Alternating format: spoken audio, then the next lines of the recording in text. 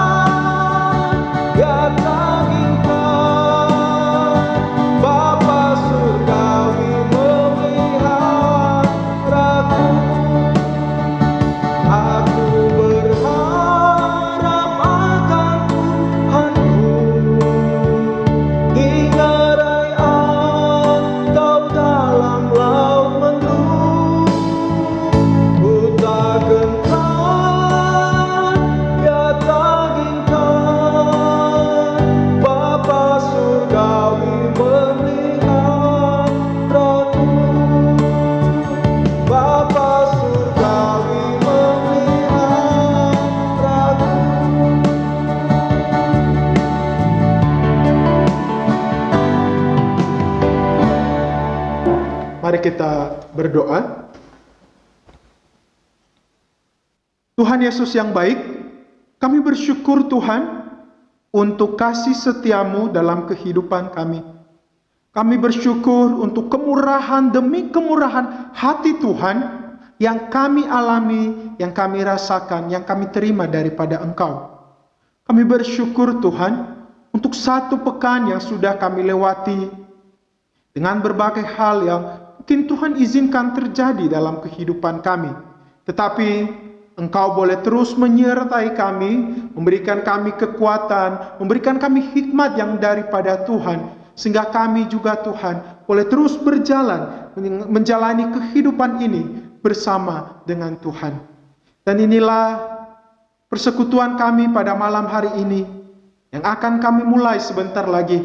Kami menyerahkan ke dalam tangan-Mu ya Tuhan. Kiranya Engkau yang memberkati. Biarlah setiap kami yang boleh bersama-sama bersekutu pada malam hari ini, membaca, menggali kebenaran firman Tuhan. Biarlah kami boleh mendapatkan sesuatu yang baru dari Tuhan. Engkau menyingkapkan Tuhan apa yang Engkau inginkan bagi kami semua melalui pembacaan kebenaran firman-Mu pada malam hari ini. Dan biarlah juga Tuhan bukan hanya sekedar mengisi pengetahuan kami, tetapi juga boleh mengubah hidup kami seturut dengan apa yang dikehendaki oleh Tuhan. Berkatilah ya Tuhan, dan kiranya Engkau juga yang mengurapi hamba-Mu sehingga apa yang disampaikan berkenan kepada Tuhan. Terima kasih Tuhan. Inilah doa dan permohonan kami. Dalam nama Tuhan Yesus kami berdoa. Amin. Saudara sekalian, kita akan melanjutkan pendalaman Alkitab kita pada malam hari ini. Ya, kita akan melanjutkan mendalami kebenaran firman Tuhan dari perumpamaan-perumpamaan Tuhan Yesus ya. Dan sekarang bagian yang ketiga, dan kita akan membahas salah satunya yaitu lanjutannya ya, perumpamaan tentang orang-orang upahan di kebun anggur. Nah, hal ini ada di dalam Matius 20 ayatnya yang pertama sampai ayatnya yang ke-16. Saya akan bacakan bagi kita semua dan saudara-saudara bisa memperhatikan Alkitabnya ya. Matius 20 ayat 1 sampai 16. Lembaga Alkitab Indonesia memberikan judul perikop ini, perumpamaan tentang orang-orang upahan di kebun anggur. Adapun hal kerajaan sorga sama seperti seorang tuan rumah yang pagi-pagi benar keluar mencari pekerja-pekerja untuk kebun anggurnya. Setelah ia sepakat dengan pekerja-pekerja itu mengenai upah sedinar sehari, ia menyuruh mereka ke kebun anggurnya. Kira-kira pukul 9 pagi, ia keluar pula dan dilihatnya ada lagi orang-orang lain menganggur di pasar. Katanya kepada mereka, "Pergi jugalah kamu ke kebun anggurku, dan apa yang pantas akan kuberikan kepadamu." Dan mereka pun pergi. Kira-kira pukul 12 dan pukul 3 petang, ia keluar pula dan melakukan sama seperti tadi. Kira-kira pukul 5 petang, ia keluar lagi dan mendapati orang-orang lain pula. Lalu katanya kepada mereka, "Mengapa kamu menganggur saja di sini sepanjang hari?" Kata mereka kepadanya, "Karena tidak ada orang mengupah kami." Katanya kepada mereka, "Pergi jugalah kamu ke kebun anggurku." Ketika hari malam, tuan itu berkata kepada mandornya, "Panggillah pekerja-pekerja itu dan bayarkan upah mereka, mulai dengan mereka yang masuk terakhir hingga mereka yang masuk terdahulu." Maka datanglah mereka yang mulai bekerja kira-kira pukul 5 dan mereka menerima masing-masing 1 dinar. Kemudian datanglah mereka yang masuk terdahulu, sangkanya akan mendapat lebih banyak, tetapi mereka pun menerima masing-masing 1 dinar juga. Ketika mereka menerimanya, mereka bersungut-sungut kepada tuan itu. Katanya, "Mereka yang masuk terakhir ini hanya bekerja 1 jam, dan engkau menyamakan mereka dengan kami yang sehari suntuk bekerja berat dan menanggung panas terik matahari."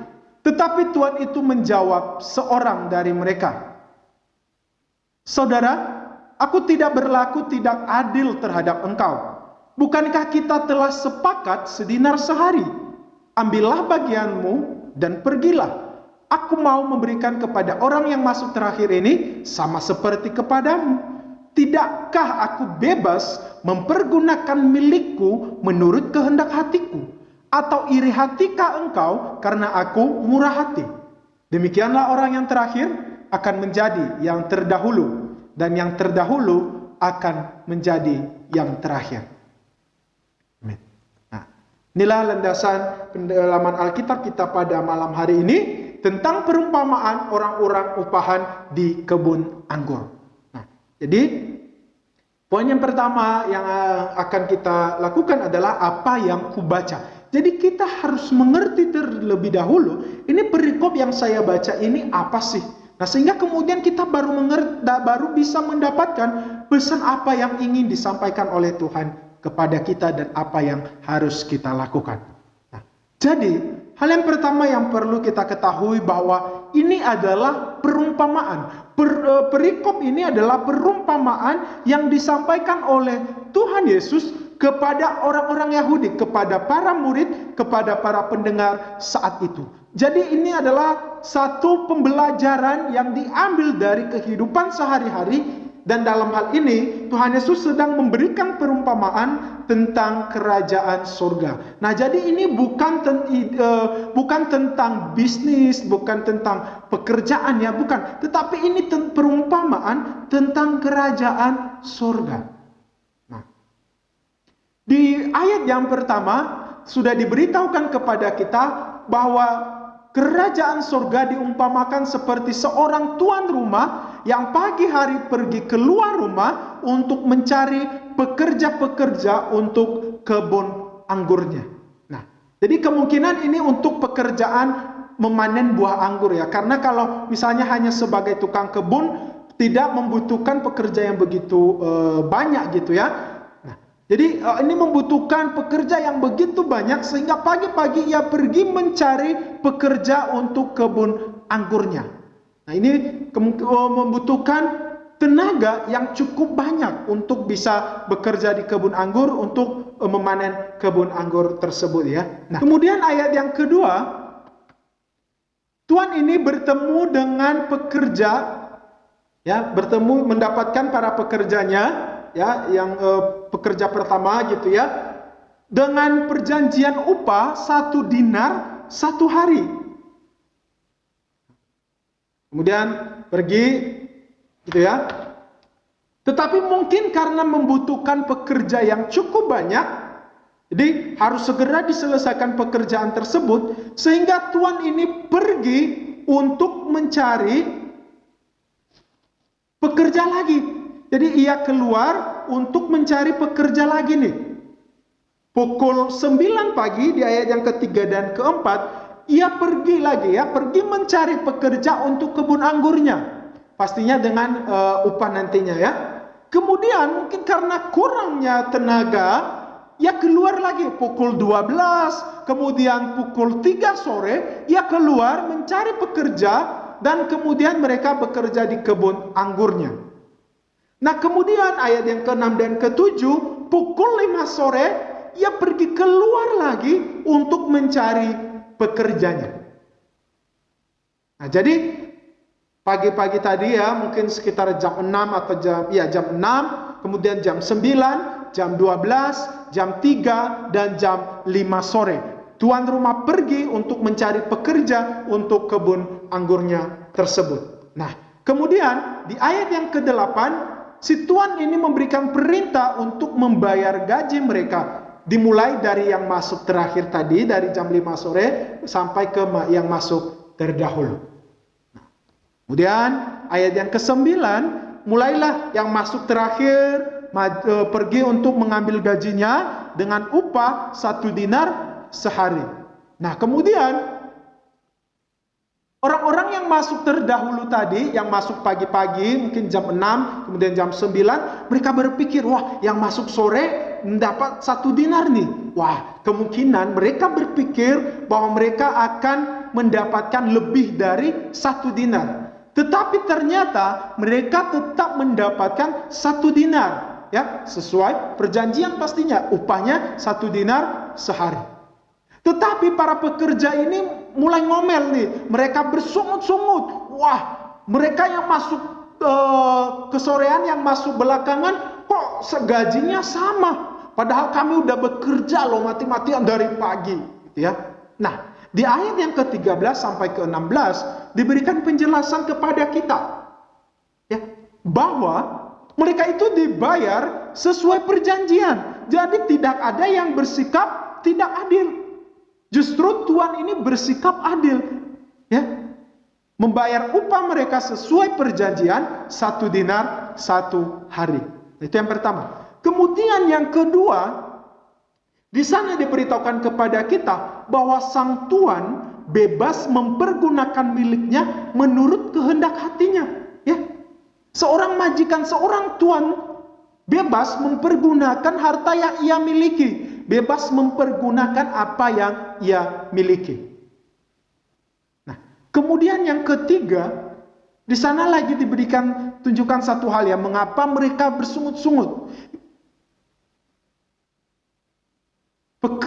Pekerja itu mereka jangan-jangan mereka merasa iri hati, sehingga si tuan tersebut mengatakan kepada mereka, atau iri hatikah engkau karena aku murah hati? Atau iri hatikah engkau karena aku murah hati? Nah, ya kemungkinan yang mereka juga jealous gitu ya, merasa seperti itu. Tetapi kembali lagi diingatkan oleh firman Tuhan ini.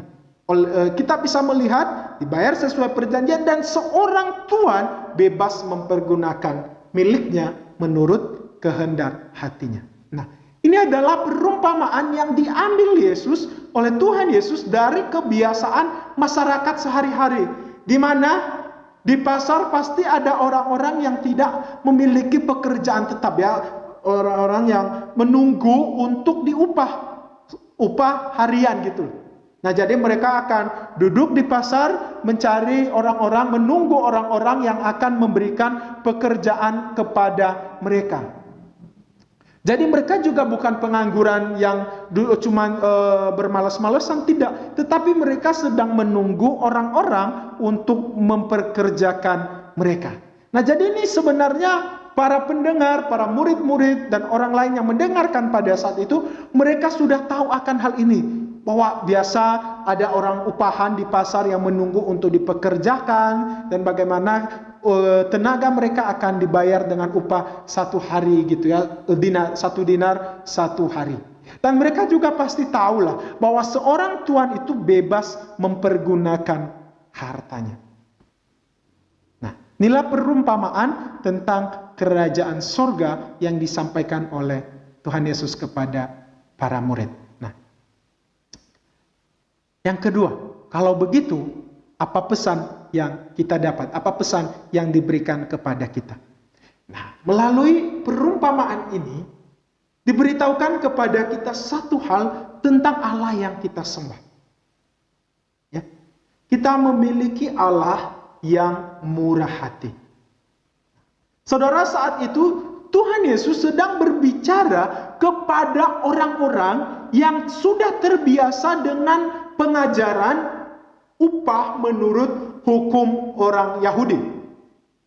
Nah, jadi mereka bukan hanya terbiasa bekerja akan dibayar gitu ya, tetapi mereka juga sudah terbiasa dengan pengajaran dari hukum Yahudi, bahwa mereka percaya bahwa mereka harus melakukan dan mengumpulkan perbuatan baik sebanyak-banyaknya demi kerajaan Allah. Jadi mereka akan melakukan perbuatan baik sebanyak-banyaknya dan kemudian akan mendapatkan upah di hadapan Allah, akan mendapatkan keselamatan. Nah, jadi dengan perbuatan baik mereka ini, mereka sudah didoktrin bahwa ketika melakukan perbuatan baik, maka mereka akan diselamatkan. Mereka akan diberikan upah oleh Tuhan. perbuatan baik itu nanti mereka pakai untuk berani datang kepada Tuhan dan menuntut upah kepada Tuhan. Tuhan, saya sudah berbuat baik loh. Saya sudah melakukan perbuatan yang baik yang begitu banyak, dan sekarang giliran Tuhan untuk membayar upah dari perbuatan baik saya itu. Nah, kira-kira seperti itu nih, pengajaran atau doktrin yang sudah mereka dengar selama ini. Nah, sehingga kenapa kita bisa melihat ya, salah satu pertanyaan yang disampaikan oleh Simon Petrus pada saat itu adalah seperti ini juga. Di Matius 19 ayat 27 sebelum perikop ini. Lalu Petrus menjawab dan berkata kepada Yesus, "Kami ini telah meninggalkan segala sesuatu dan mengikut Engkau. Jadi apa yang akan kami peroleh?" Nah, jadi mereka sudah terbiasa dengan ini. Tuhan, kami sudah mengikut Engkau loh, meninggalkan keluarga kami, meninggalkan pekerjaan kami. Nah, jadi kira-kira apa yang akan kami peroleh? Nah, ini adalah pertanyaan yang wajar, karena mereka sudah terbiasa, sudah didoktrin dengan hal yang seperti itu. Ketika sudah melakukan perbuatan baik, maka perbuatan baik ini yang akan dipakai, dibawa di hadapan Allah dan menuntut Allah untuk memberikan upah. Nah, melalui perumpamaan ini, Tuhan Yesus itu mengajarkan mereka semua bahwa Allah itu murah hati, penuh belas kasihan. Ya. Artinya bahwa kerajaan Allah, Injil, keselamatan tersebut bukan karena perbuatan baik mereka, tetapi justru karena kemurahan Allah, karena Allah yang memberikannya. Ya. Dan karena Allah yang memberikannya, maka Ia bebas juga memberikan kepada siapapun. Ya, baik kepada orang Yahudi maupun orang-orang non-Yahudi. Sehingga mereka diperingatkan, para murid-murid, para pendengar saat itu diperingatkan supaya tidak iri hati. Karena keselamatan tersebut Allah karuniakan kepada orang-orang yang dikehendaki oleh Tuhan. Ya. Keselamatan adalah karunia yang diberikan Allah. Artinya dengan kata lain itu merupakan hak prerogatifnya Allah. Jadi itu adalah haknya Tuhan. Tidak ada yang bisa mengatur-ngaturnya, tidak ada yang bisa menghalang-halanginya untuk melakukannya. Bagi orang-orang pada saat itu, para pendengar saat itu, mereka berpikir bahwa keselamatan itu hanya milik mereka saja. Hanya untuk mereka, ya, keturunan bangsa Israel, dan mereka yang melakukan perbuatan baik. Sehingga kenapa dari hukum Musa kemudian mereka kembangkan sedemikian rupa untuk bisa dilakukan oleh umat pada saat itu. Tetapi yang menjadi pertanyaannya adalah sejauh mana perbuatan baik itu menyelamatkan? Dapatkah perbuatan baik itu menyelamatkan? Bukankah hampir setiap hari kita melakukan dosa? Masa kita yang melakukan dosa bisa bertemu dengan Allah yang maha suci? Allah itu maha suci, tidak mungkin bisa bersatu dengan dosa, bersatu dengan kegelapan. Jadi bagaimana perbuatan baik itu bisa menyelamatkan kita? Jika perbuatan baik itu bisa menyelamatkan, maka perbuatan baik itu juga harus memenuhi standarnya Tuhan dong. Jika misalnya dalam nilai, angka gitu ya, angka 10 atau angka 100 adalah nilai sempurna, maka kita harus mencapai kesempurnaan tersebut. Tetapi realitanya, setiap hari kita melakukan dosa. Bukankah satu dosa itu akan mengkacaukan, menghancurkan segala perbuatan baik yang kita lakukan? Misalnya ketika kita membuat sebuah adonan untuk kue gitu ya, memerlukan 10 butir telur ayam. Nah, kemudian satu persatu telur ayam tersebut kita pecahkan, ditaruh di dalam wadah. Telur ayam yang pertama bagus, Yang kedua bagus, yang ketiga bagus, keempat, kelima bagus, sampai butir telur yang ke-9 bagus nih, ya, pecahin di dalam adonan. Tetapi ketika memecahkan butir telur yang ke-10 ternyata busuk, tetapi sudah terlanjur bercampur dengan 9 telur ayam yang bagus tadi. Akibatnya apa? 9 telur ayam yang lain tadi ikut tercemar. Sangat susah untuk dipisahkan. 9 telur yang baik tadi tidak ada gunanya. Sudah tercemar oleh 1 telur ayam yang busuk. Nah, demikian juga perbuatan baik kita tidak bisa mencapai kesempurnaan karena dosa kita, ya. Satu hari saudara melakukan dosa berapa banyak coba? Misalnya sajalah, ibarat kita minum obat 3 kali sehari, ya. 3 kali sehari melakukan dosa. Dikali 7 hari 1 minggu berapa? Sekitar 21 kali dalam seminggu kita melakukan dosa. Kemudian dikali 1 bulan, dikali 4 minggu, 80 kali, 84 kali. Kemudian dikali 12 kali setahun gitu ya. 84 kali 12 berapa? 1008 kali dalam setahun kita berbuat dosa. Dikalikan dengan rata-rata umur kita. Kita ambil 40 tahun. 1008 kali berbuat dosa dikali 40 tahun kita hidup. Berapa? Sekitar 40.320 kali berbuat dosa dalam 40 tahun. Itu kalau 3 kali sehari. Pasti lebih sih biasanya gitu ya. Tetapi ambillah minimalnya 3 kali sehari. Nah, jadi perbuatan baik mana yang bisa kita bawa di hadapan Tuhan untuk menyelamatkan kita, ya? Sedangkan kita melakukan dosa ribuan kali dalam kehidupan kita, ya? Kita tidak bisa mencapai tuntunannya Allah yang sempurna, ya? Bahwa dosa itu harus dihukum karena Allah tidak mungkin menyatu dengan dosa dengan kegelapan. Kan bisa minta maaf. Kan bisa minta pengampunan Tuhan setiap hari. Ya iya kalau lu tahu kapan lu meninggal. Kalau misalnya belum sempat minta maaf, minta pengampunan dari Tuhan gimana? Sudah keburu mati dulu nih, sudah keburu meninggal. Jadi metode pengampunan setiap hari juga, minta maaf setiap hari tidak bisa kita pakai. Karena kita juga tidak tahu, kadang kita bisa lupa, ya. Nah, jadi perbuatan baik di sini, firman Tuhan menunjukkan bahwa perbuatan baik mereka tidak bisa menolong menyelamatkan mereka. Tidak membuat mereka bisa mendapatkan kerajaan sorga. Nah, di apa yang dilakukan oleh Tuhan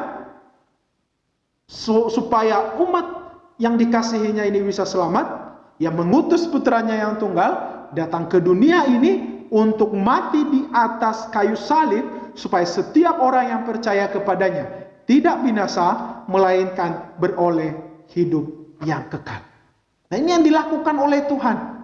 Nah, kemurahan hati Tuhan ini yang rela datang ke dunia ini untuk menyelamatkan umat manusia, maka ia juga bebas memberikan kepada siapa saja. Nah, jadi ini Allah yang murah hati, yang memberikan anugerahnya bukan karena kita berbuat baik, bukan karena kita melakukan ini dan itu, bukan karena kita layak di hadapan Tuhan, bukan karena kita cakep, gitu ya, bukan karena kita cantik, kaya dan lain sebagainya, tetapi semata-mata hanya karena kemurahan hati Tuhan. Dan ingat selalu, bukan hanya masalah keselamatan, tetapi dalam kehidupan sehari-hari yang kita terima, yang kita alami juga, itu semua adalah kemurahan hati Tuhan. Dan kemurahan hati Tuhan itu bebas ia berikan. Bahkan firman Tuhan mengatakan, yang memberikan hujan kepada orang baik dan kepada orang jahat sekalipun. Jadi jangan sampai kita iri hati dengan orang lain. Ya.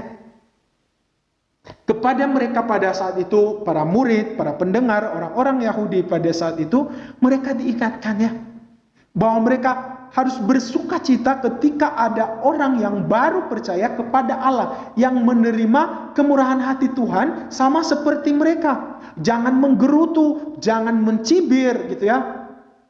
Jangan mengatakan bahwa mereka tidak layak. Nah, demikian juga dengan kita. Seharusnya kita bersuka cita ketika ada orang lain yang akhirnya percaya kepada Tuhan. Kita jangan justru mencibir, kemudian membicarakannya, apalagi ketika dia itu kita lihat orang jahat ya, tapi kok diselamatkan gitu ya. Menurut kita tidak layak. Tapi ingat, Tuhan mengatakan kita jangan sampai bersungut-sungut. Atau jangan-jangan kita iri hati nih. Karena Tuhan memberikan kemurahannya kepada orang tersebut. Jadi ini yang disampaikan kepada kita. Jadi pertama kita melihat tentang kemurahan hati Allah. Allah yang murah hati. Yang memberikan anugerahnya kepada siapapun Ia berikan. Kenapa? Karena itu adalah haknya Tuhan. Ia bebas mempergunakannya. Kita cuma bisa menerimanya. Meminta dan menerimanya dari Tuhan. Kemudian, perbuatan baik tidak menyelamatkan. Tetapi hanya iman kepada Kristuslah itu yang menyelamatkan. Dan apakah kita tidak bersyukur dengan hal itu? Jika keselamatan itu didapatkan dengan cara banyak berbuat baik, sejauh mana perbuatan baik yang kita lakukan? Seberapa banyak kita harus hidup di dalam perbuatan-perbuatan baik hanya untuk mengejar sesuatu yang belum tentu kita bisa dapatkan. Ya. Ketika kita bekerja untuk sesuatu, mengejar sesuatu, lama-kelamaan kita bisa lelah.